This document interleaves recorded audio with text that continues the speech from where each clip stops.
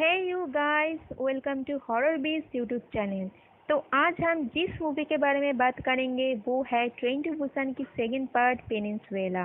वैसे चैनल अभी न्यू है तो बहुत सारा प्यार दिखाइए and do share like and subscribe. तो चलिए बढ़ते हैं मूवी की ओर। तो कहानी शुरू होती है एक कैप्टन को दिखाते हुए जो कि ना अपनी सिस्टर की फैमिली के साथ कहीं जल्दी में जा रही होती है और बीच सड़क में इन्हें एक और फैमिली मिलती है जो मदद मांग रही थी, लेकिन वो लोग उनकी मदद करे बिना ही चले जाते हैं। तो जो बच्चा है वो तो मदद करने को कहता है, लेकिन कैप्टन उसको ये बोलकर चुप करवा देती है कि जब तक हम शिप में नहीं चढ़ जाते तब तक कोई कुछ नहीं बोलेगा। और फिर हमें एक इंटरव्यू दिखाई जाती है जहां पर ये डिस्कस किया जाता है कि ये वायरस कहाँ से आया और ये कि अब बुसान भी सेफ नहीं रहेगा। आगे कैप्टन अपनी फैमिली के साथ एक शिप में चढ़ती है जहां और भी लोग शेल्टर ले रखी होती है और ये शिप कोरिया छोड़ के जापान की ओर रवाना होने वाली थी, लेकिन तभी एक और फौजी आके कैप्टन को बताती है कि अब ये शिप जापान नहीं बल्कि हांगकांग जाएगी। जिसे सुनकर कैप्टन शिप की हेड के पास बात करने को जाती है और ये कि कोई नोटिस नहीं करता है कि इसी शेल्टर रूम में एक इन्फेक्टेड आदमी है जिसके पास वो बच्चा खेलते हुए आ जाती है। और फिर थोड़ी देर में पूरे शिप में भागदौड़ मच जाती है, जिससे जब तक कैप्टन उस ज़ॉम्बी को मार के शेल्टर रूम तक पहुंचती तब तक उस रूम में सभी लोग ज़ॉम्बीज बन चुके थे, इंक्लूडिंग उसकी बहन और उसकी बेटे।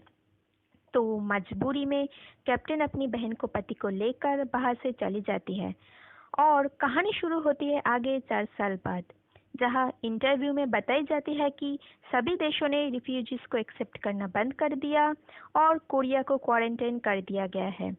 और अब सीधा हांगकांग दिखाई जाती है जहां पर कुछ गुंडे टाइप्स लोग कैप्टन को पकड़कर कहीं लेकर आते हैं जहां पर उसकी बहन के पति भी होती है। तभी एक माफिया आके इन्हें एक ऑफर देती है कि पेनिनसुएला में एक ट्रक है जिसमें $20 मिलियन है, उसको वो ले आना पड़ेगा। तो उसको भी $500,000 मिलेंगे। पर कैप्टन नहीं मानता है, पर उसकी बहन के पति जो थे वो मान जाते हैं और उसके बाद इन दोनों में थोड़ी सी बहस होने के बाद वो भी मान जाते हैं। तो उसके बाद इन्हें पूरा प्लान समझाया जाता है कि कैसे ये लोग कोस्ट गार्ड को थोड़ी सी पैसे खिलाकर एंट्री लेंगे शहर में और फिर ट्रक लेकर पोर्ट में आ जाएंगे जहां से इनको शिप से रेस्क्यू कर लिया जाएगा। तो प्लान के मुताबिक ये लोग पानी के रास्ते शहर में दाखिल होते हैं जिसके हालात बहुत खराब थे और सड़क में लिखा हुआ था कि गॉड हैज फॉरसेकन अस, मतलब भगवान ने हमें छोड़ दिया। फिर कैप्टन की पूरी टीम आगे बढ़ते हैं और उस टीम में होते हैं कैप्टन, कैप्टन की बहन की पति, एक लड़का और एक लड़की। उसके बाद ये लोग एक गाड़ी को ठीक करके थोड़ी दूर जाते हैं जहां एक ट्रक मिलती है, लेकिन जब कैप्टन चेक करने को जाते हैं तो ये वो ट्रक नहीं होती है। पर कैप्टन की नज़र पास एक बिल्डिंग में जाती है जहां मूनलाइट की रोशनी में बहुत सी zombies दिखाई देती है। तो इसके बाद ये लोग आगे बढ़ते हैं जहां इन्हें आखिरकार अपनी खुद की ट्रक मिल ही जाती है, लेकिन कोई इनके ऊपर नज़र रखे हुए थे और किसी यूनिट 631 के बारे में बात कर रहे थे। तो कैप्टन की टीम उस ट्रक को चलाने को जाती है जहां उन्हें एक ज़ॉम्बी की डेड बॉडी मिलती है उस ड्राइवर सीट में। अब उनको हटाने के चक्कर में वो ज़ॉम्बी जिंदा हो जाती है और हाथापाई में कर की हॉर्न बज जाती है, जिसे सुनकर बहुत सी ज़ॉम्बीज आ जाती है।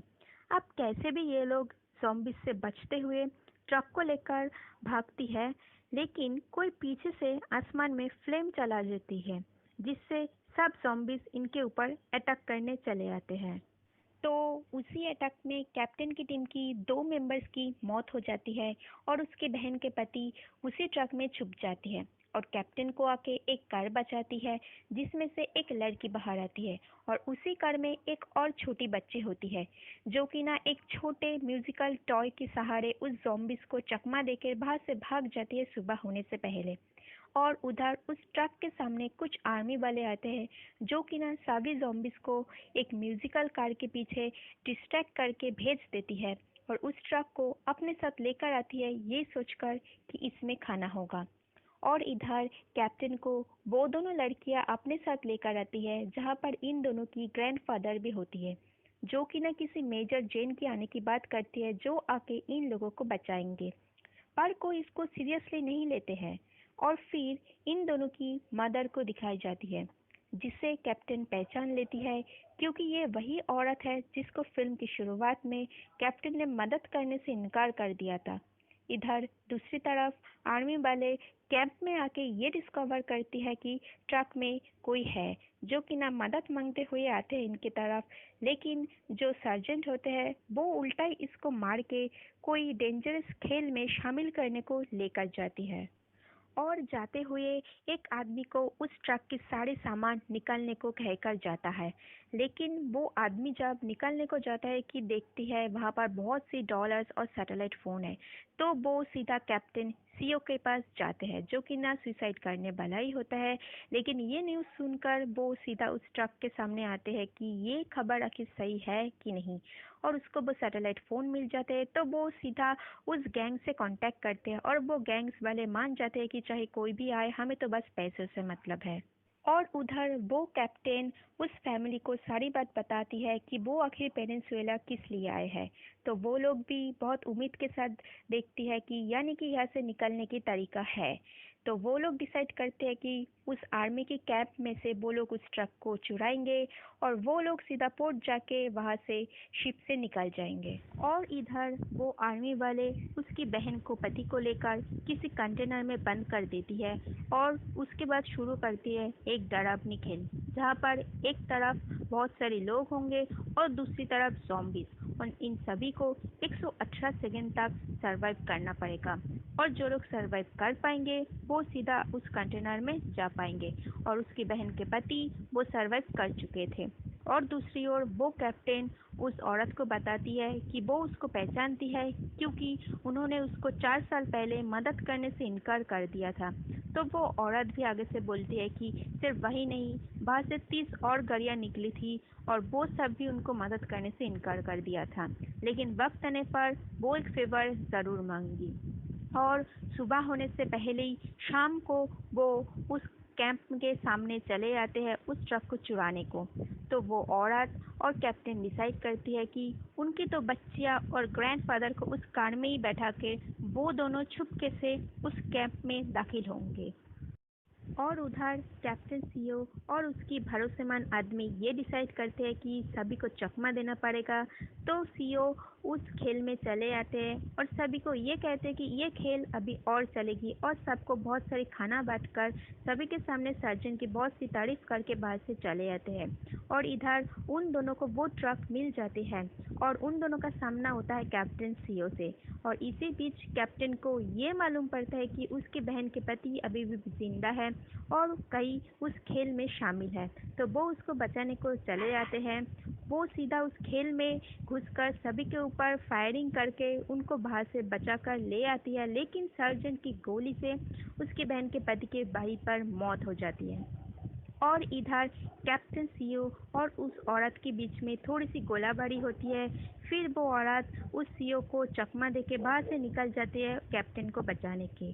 फिर वो दोनों सीधा एक साथ बाहर से निकल आते हैं और इसके बाद शुरू होती है एक ज़बरदस्त कार चेज, जहाँ एक तरफ ट्रक में होती है कैप्टन और वो औरत, और वही दूसरी ओर कार से आती है वो दोनों लड़कियाँ और उनकी ग्रैंडफादर, और इनके पीछे होते हैं पूरे के पूरे आर्मी, और इनके बीच चालू होती है एक ज़बरदस्त चेस। और थोड़ी दूर जाते ही वो आर्मी वाले उन ट्रक के ऊपर हेलोजन लाइट्स जला देती है, जिसमें बहुत सी ज़ॉम्बीज़ इनके ऊपर अटैक करने चली आती हैं। लेकिन उधर वो दोनों लड़कियां अपनी शानदार ड्राइविंग स्किल से उस ज़ॉम्बीज़ से बचते हुए बहुत सारी आर्मी वालों को मार के वहाँ से निकल आती है। और उधर जाते हुए कैप्टन उस बिल्डिंग को गोली मारती है जिसमें बहुत सारे ज़ॉम्बीज़ होते हैं, और वो सारे ज़ॉम्बीज़ पीछे आने वाले सर्जन के कार के ऊपर गिर जाती है, जिनसे उनकी मौत हो जाती है। अब वो लोग फोर्ट के सामने चले आते हैं और तो और सुबह भी होने वाली होती है। फिर अचानक कैप्टन सीओ के कार वो दोनों लड़कियों की कार को टक्कर मार देती है। यस गाइस, कैप्टन सीओ अभी भी जिंदा है। और उसके बाद वो कैप्टन सीओ उनकी बड़ी बेटी को गन पॉइंट में लेकर वो ट्रक चुराने की कोशिश करती है, लेकिन पीछे से ग्रैंडफादर चालाकी से बंदूक चलाने की कोशिश करती है, जिसमें कैप्टन सीओ उसको गोली मार देती है और उधर उस औरत की पैर में गोली मार के ट्रक लेकर शिप में पहुंच जाती है, जिसके बाद वो गैंग के लोग उस पैसे को लेकर उल्टा कैप्टन सीओ को ही गोली मार देती है। लेकिन गाइस वो अभी मरता नहीं है, तो वो ट्रक को रिवर्स में लेकर डोर के ऊपर ट्रक को खड़ा कर देती है, जिससे डोर लॉक हो जाती है और सब ज़ॉम्बीज शिप के अंदर चले आते हैं और इनके ऊपर अटैक कर देती है। और इधर सुबह हो जाती है और ग्रैंडफादर भी मर जाते हैं, लेकिन तभी आसमान में हेलीकॉप्टर दिखाई देती है, जिससे उन सब में ये उम्मीद जगती है कि अब वो लोग यहाँ से बचकर निकल सकते हैं। लेकिन उस औरत के पैर में गोली लगी हुई थी, जिसके कारण वो भाग नहीं सकता। तो वो औरत कैप्टन को वो फेवर के बारे में याद दिलाती है और कहती है कि मेरी 2 बच्चियों को यहाँ से निकल कर ले जाओ। तो कैप्टन उन 2 बच्चों के साथ भागती है, लेकिन सुबह हो गई थी तो सारे ज़ॉम्बीज इनके ऊपर अटैक करने को चले आते हैं। लेकिन तभी पीछे से वो औरत कवर फायरिंग देती है, जिससे सारे ज़ॉम्बीज उस औरत के पीछे चले आते हैं और वो औरत खुद को एक गाड़ी में बंद करके ज़ोर से हॉर्न दबाती है, ताकि सारे ज़ॉम्बीज उनके पीछे छोड़कर वो गाड़ी की ओर बढ़े और वो दोनों आसानी से उस हेलीकॉप्टर की ओर पहुंच सके।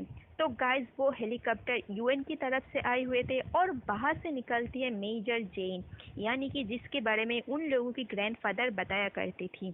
उसको देखकर उसकी बड़ी बेटी कहती है कि उन लोगों की मॉम को बचाने को, लेकिन उधर उन लोग की मॉम कोई और चारा नहीं देखते हुए खुद को गोली मारने ही वाली होती है कि तभी कैप्टन फायरिंग करते हुए वहाँ पर जाती है, जिससे सारे ज़ॉम्बीज डिस्ट्रैक्ट होती है और उसको भागने का मौका मिल जाता है। तो गाइस इसके बाद वो औरत, कैप्टन और वो दोनों बच्चियाँ उस हेलीकॉप्टर में चढ़ के पेनिनसुएला से निकल जाती है। तो गाइस ये एक्सप्लेनेशन वीडियो कैसा लगा please let me know in the comment section. और चैनल अभी न्यू है तो थोड़ी सी टेक्निकल प्रॉब्लम ज़रूर है, लेकिन आगे इसको सॉल्व करते हुए मैं आप लोगों के लिए ज़रूर बेहतरीन वीडियो लाने की कोशिश करूँगी। And thank you and keep watching horror base.